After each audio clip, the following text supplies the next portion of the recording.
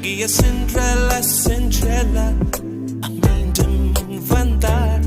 அவள் வந்து நெஞ்செல்லாம் நெஞ்செல்லாம் லட்சம் மின்னல் தந்தாள். முதல் முறை பெண்ணின் வாசம் வீசுதே, முதல் முறை முக்தி நிலை வந்ததே. என்னை எனக்கேதான் நீ அறிமுகம் செய்தாய், உன்னை எனக்குள்ளே விதைக்கவும் செய்தாய். ஒன்றா ரெண்டா இந்த அவஸ்தை.